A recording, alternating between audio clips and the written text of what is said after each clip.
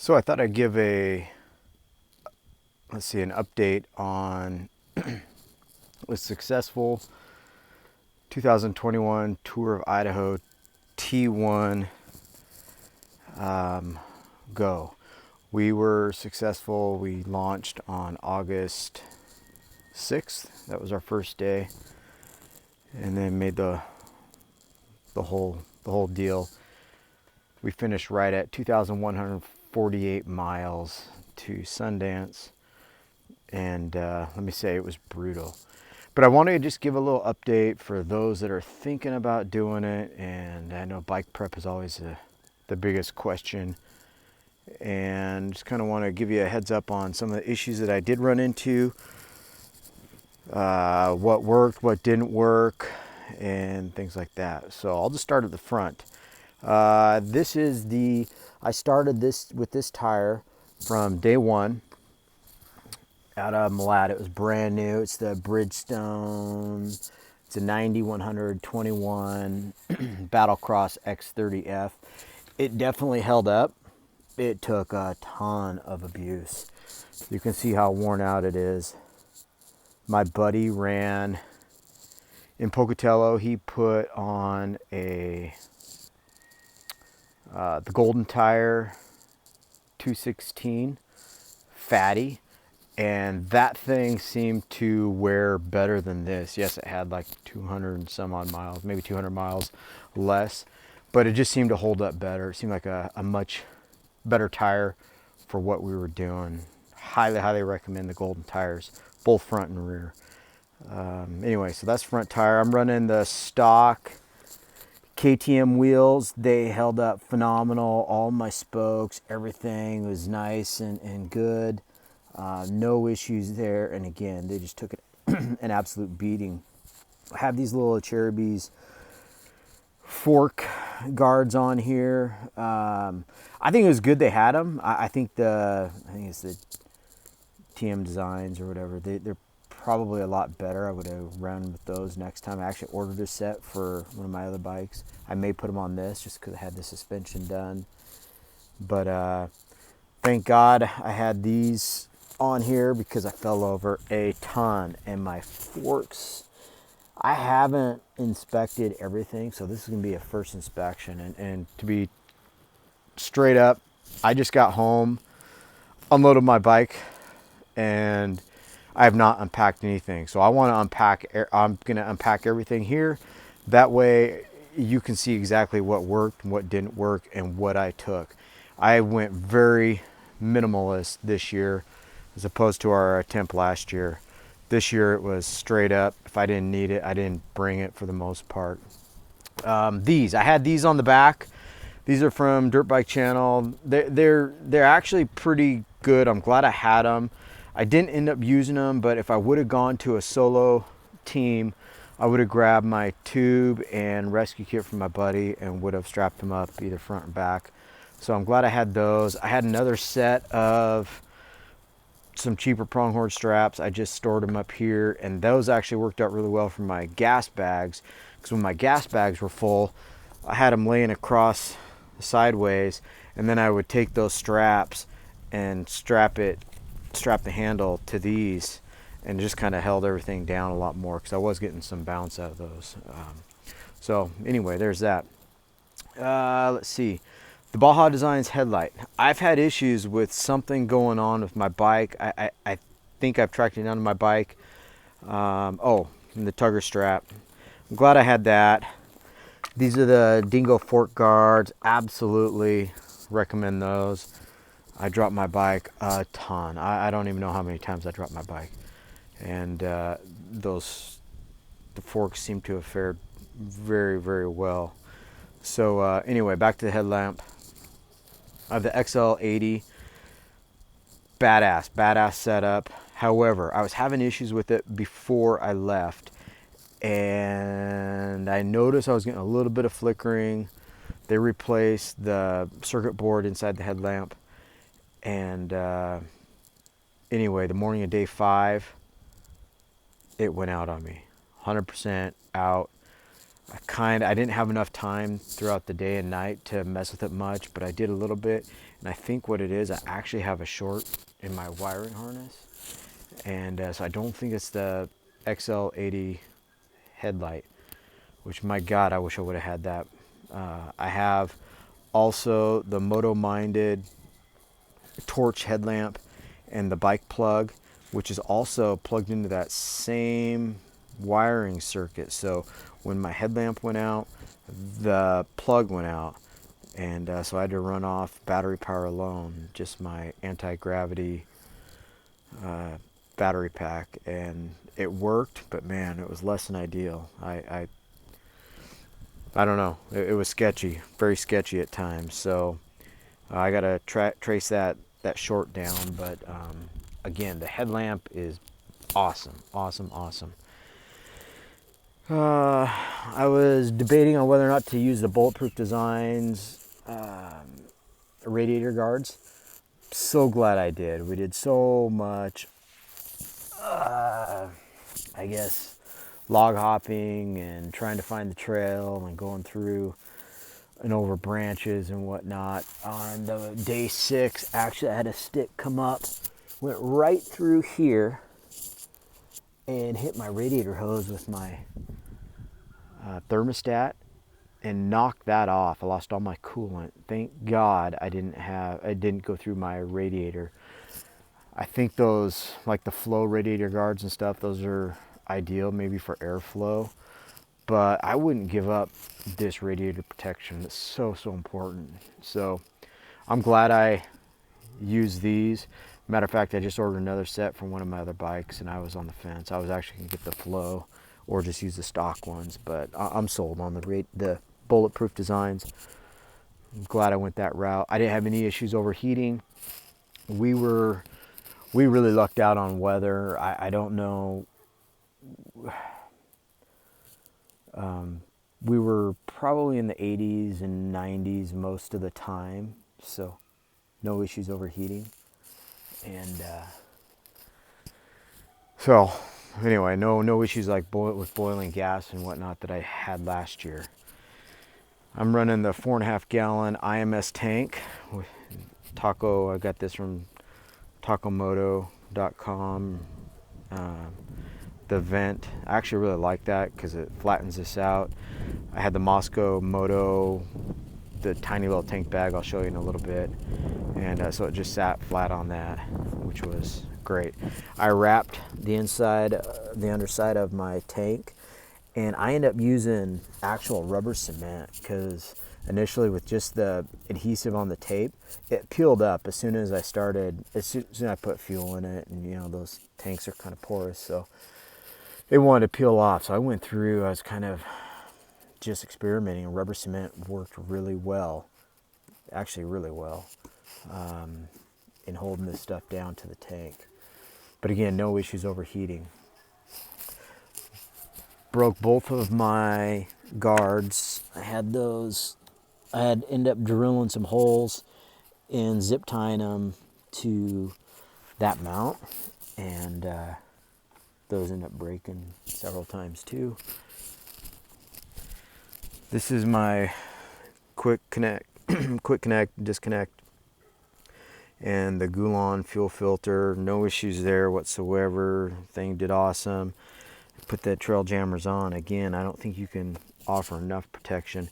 The AXP skid plate, badass. I think it's the best around. I love it. Absolutely love it. I had 1,000 miles on this chain already. This is the RK chain. I think it's their 520X or whatever. And the DDC sprocket, which is, man, so I've got, so we had 1,000 miles on them from last year, and then I didn't really ride this bike. I just kind of waited because I knew we were going to do another attempt. I didn't want to put the hours on it. So I had 1,000 miles to start on it. We did an additional 2,100 miles or so. And I mean, virtually nowhere. I can't say enough good about the DDC sprockets and just our customer service. This guy's the owner there. I can't remember his name, but he was so awesome, so helpful to us. Zero issues with the chain. I lubed it a couple times. I think when we left, I threw some WD-40 on it, and then in Salmon, Idaho, and then in Pocatello, we had the opportunity. We threw something on it real quick, and then I think I could be wrong, but then in Salmon, Idaho, when we got some tires, we threw some WD-40 on the chains, and my kickstand wasn't even holding up. The Dirt Tricks dome washer, no issues there. My Recluse was awesome. I did have to adjust it quite a bit, but that was probably me. The Tusk wheel spacers were awesome. I had balanced my tires. This is a Tusk wheel lock. Those did awesome. On day one in Pocatello, we threw a golden tire, the GT333, on from at Pocatello Power Sports, but that was a 110. Awesome tire. And then when we got to Salmon, Idaho, they threw on a 120. I like the 120 better. But this is, from Salmon to Sundance Mountain, basically. Held up awesome tire. The knobbies, the side knobbies, everything about it is just badass. Right before I left, I threw on my stock can and the Fastway spark arrestor end cap with the ultra silent tip. It seemed to me like there was an absolute reduction in power. It was softer. It could have been that I'm running the Get ECU and I ran it in enduro most of the time. Oh, speaking of that, my tire lasted longer than my buddy's on his WR450. My tire was in better shape on both ends, and I attribute that to most likely having that traction control on that Get ECU. I don't have the knob, but it's set to 5, just Takamoto's setup. And it was awesome. Absolutely loved it. It was very soft hitting, but it worked out phenomenal. I put on the Kickstarter, never had to use it, thankfully. What else? Put on the Boise water impeller. Speaking of that, so when my radiator hose came off, there was some bark on the kind of on the inlet side of, well, I don't know, it was kind of down in that portion of the coolant reservoir. I don't know what to call it, but I got out as much as I could, but we were up in the middle of nowhere. I suspect there's still some bark in there, and I'm hoping it's kind of blocking the flow of my thermostat, because my bike ran hot the rest of the time. So it was 200 coasting downhill seemed like about where it wanted to stay. It still regulated the temperature somewhat, but it was definitely running hotter. So I got to pull that apart and see what's going on there. This is a USB charger, which I did use. I had I think this is called the Pico. I had it set up just like that. Worked really well. I ended up running my phone as well. So let's talk about that real quick. I had an extra iPhone in here, plugged into this port, and to keep it charged.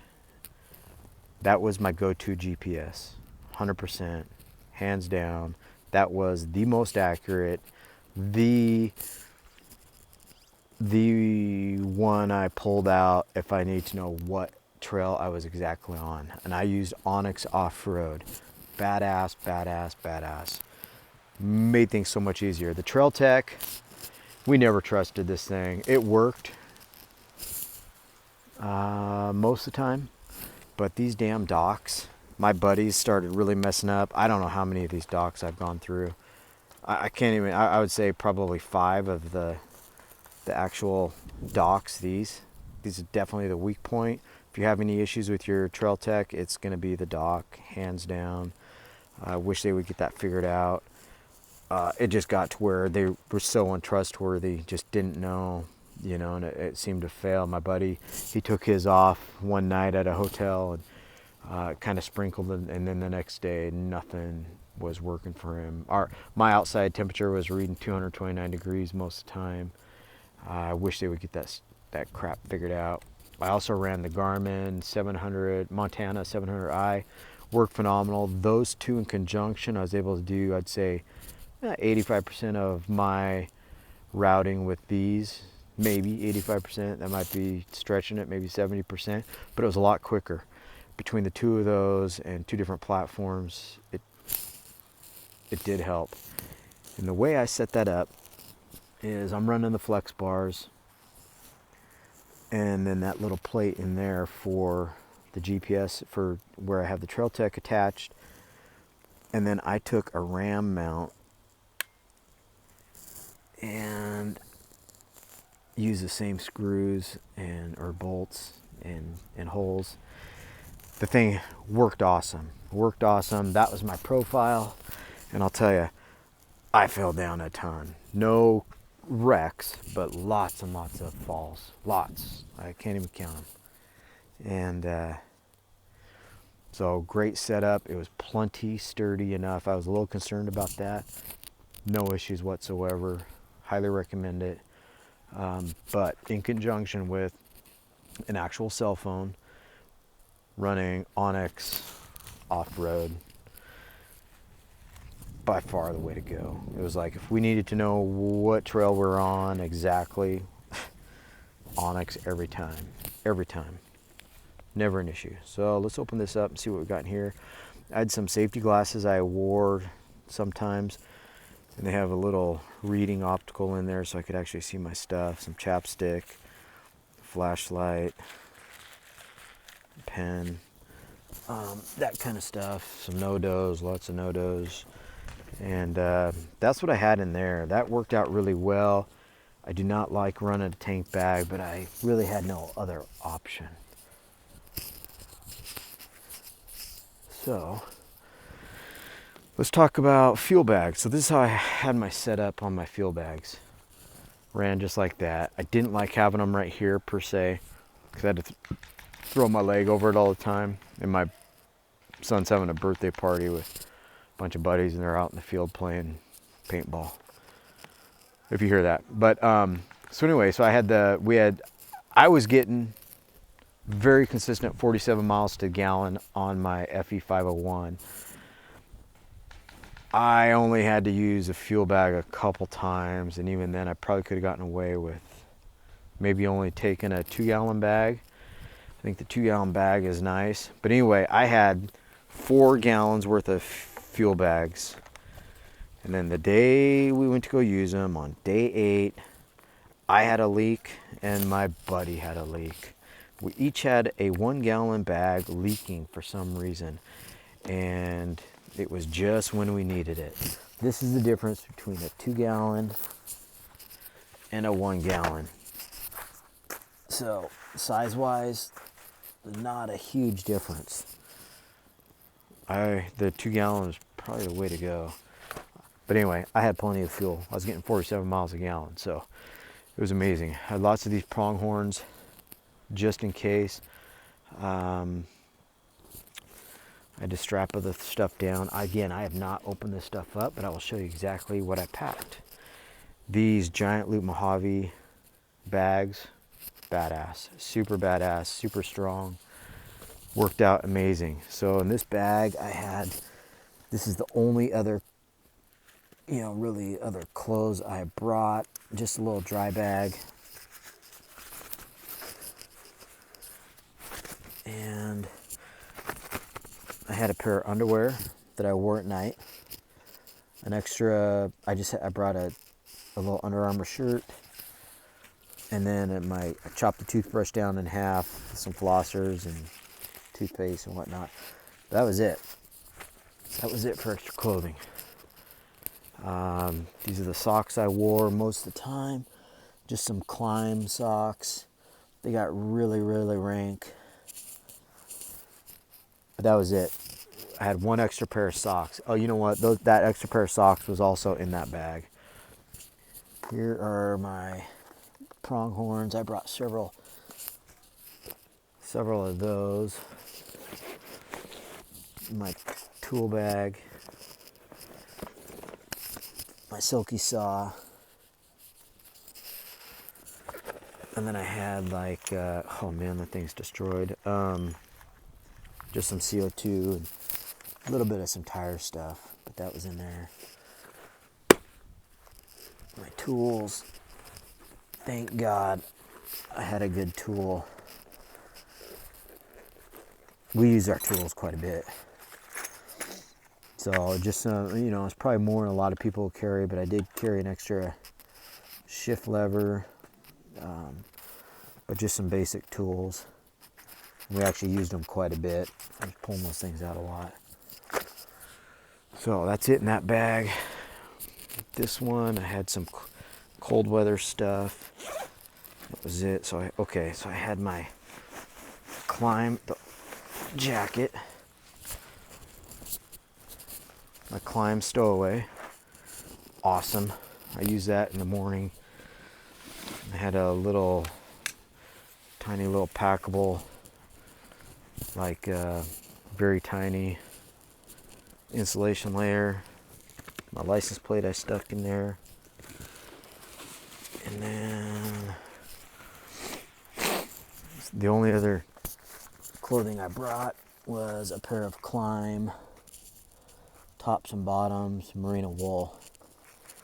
I don't even know where am I. Oh, it's probably in my other pack. But I had so that was it. That's all I took for in my bags. That's it. Go over to my gear. Excuse me. Just goggles. I use the F1 or the F5 Coroid, whatever, KLIM helmet. Absolutely love that helmet. It's super light. I use the Dakar over the boot pants. Loved them. They held up awesome. As far as shirts, again, it was 80s, 90s most of the time. I had a KLIM base layer and my jersey over the top of that. Wore that the whole time. This is my extra pair of socks, just some synthetic socks. And I would kind of rinse a pair of socks out at night, let them dry out. I even had to, usually wouldn't dry out overnight, so I'd have to attach them to my bike and they'd dry out that way. My boots. So Martin recommended these boots, the KLIM Adventure GTX. They're an awesome boot. Overall, they worked really well. However, this one, when I got it, it was brand new, and it had just a little bit of the sole that was kind of lifting up right there. I didn't think too much about it. I guess I should have paid attention. It totally separated. My foot still stayed dry, but I mean, I got rocks down in there and stuff. I'm really hoping KLIM warranties that. This totally pulled away. There's no way it should have. This one held up awesome. I had no issues with this one. The BOA, I was a little sketchy about that at times. Sometimes I didn't want to open that easy. But otherwise, it was awesome. So here's my KLIM Arsenal pack. Again, now that I've ridden with one, I absolutely love it. Every morning I had the day's route and stuff in there. This is my bear protection. My buddy had his own gun. I brought a Smith & Wesson 357, and man, we did run over some piles of bear poop that were the size of basketballs. So this is the pack that I used for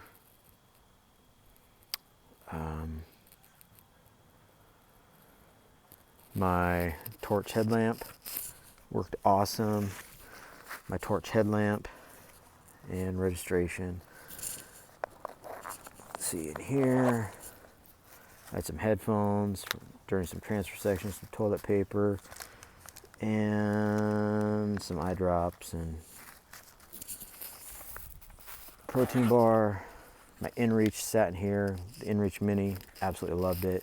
That was really about it in there. And then we ran the BCA Link 2.0 radios, which were freaking amazing. So this is what I carried my torch headlamp in, and that was up front. That was awesome. The Moto Minus torch, badass light. Thank God I had it.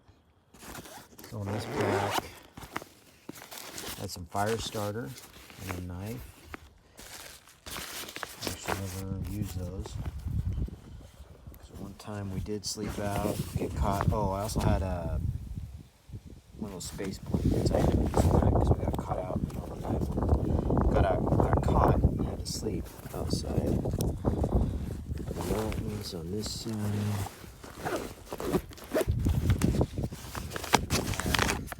Trauma dressing. Live straw. I actually use that a ton. Tire gauge and pump just because it was easy to access. Never really used them much though. And so that was that in that back pocket. This one. Okay, there's my other. This is my KLIM bottoms. Garbage. And just some food, stuff like that. In that pack. And this one.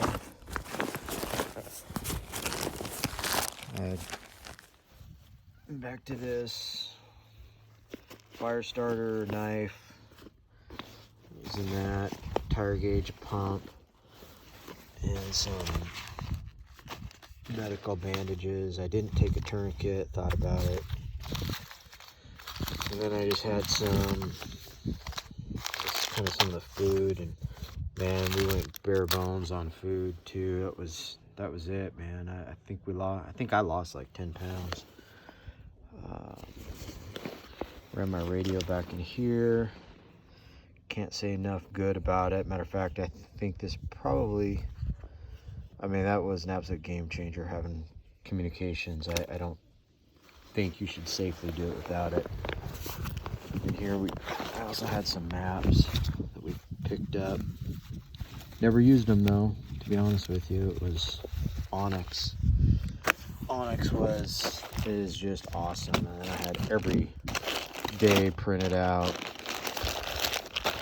but that kind of went by the wayside up around after day 6, and everything was on the fly. What else do I have in here? We went through the 3-liter water a lot, but that wasn't a big issue most of the time. And when it did become an issue, we were drinking out of streams, and I used the live straw quite a bit. And then when we didn't use that, we just drank straight out of the stream. So this is kind of everything I had. Again, cold weather gear, neck gaiter, and my insulation jacket all stuffed into this little sack. That was on my right side of the bags. Then this was in and of itself stuffed in that bag. Pants were awesome. Oh, let's see what we got in my pockets here.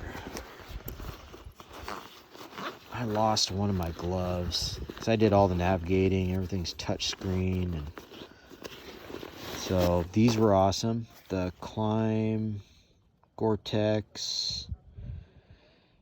I don't know which ones they are. They are the inversion glove. These were awesome. These were great. Even at like August 10th or whatever, when we left Smoky Bar, it was below freezing. I think it was like 31 degrees that morning. Last year, same deal. So no matter what time of year it was cold there. So and then I lost my other glove. Lost one of them. But these were in perfect condition before I started. They're nothing special. They're some cheap dirt bike gloves. Other than that, the pants badass. Love them. Love them, love them. Arsenal pack. Love it. Just badass system. Let's see what else. My helmet I love. Boots I love, as long as I can get them fixed. Or hopefully warranty, because they came like that. And then once I was out, there was no way I could stop. I didn't have anything else to wear. Matter of fact, one day I had to wrap them up with electrical tape. Then 2 long sleeve jerseys, wore them even when it was hot out. My bags with a 30s, I think these are 36, no, 32 inch giant loop pronghorn. 2 more sets. These are the 18s, no, 25 inch. 25 inch is about the good length. Then the Mojave bags, they're bulletproof. 2 pair of socks. 3 gas bags. One of them leaked. My toolkit, silky saw, tank bag, that's it. So one other thing let's look at this together. Again, these bikes take an absolute beating. There's my air filter. It is bad, and I led the way 90% of the time because I was a navigator. I did have 3 air filter socks, very lightly oiled, on this, and I took one off after, I think it was day 3. Actually looks really good in there. So this is how well those air filter socks work. And that's what my air filter looks like. Pretty badass and super clean. Super clean on the inside. Oh shit. Thankfully that didn't cause an issue. Looks like that was kind of jammed up in there. So that's just a SE8 charger. This goes in my jump pack, and I've got a capacitor on there. Badass. It looks good, just like I figured it would. And this crap has got to be from the what the hell is it called? Tube that goes back into the air filter, emission BS. So anyway, that's it. Team Coleman Stove, successful tours. It was a successful tour, finisher 80 and 81. So if you have any questions, this is a good setup. It was very, very minimalist. And again, it looks like a lot of stuff, but everything was packed away. I was wearing all this. So that's it. If you're gonna give it an attempt, enjoy. Good luck.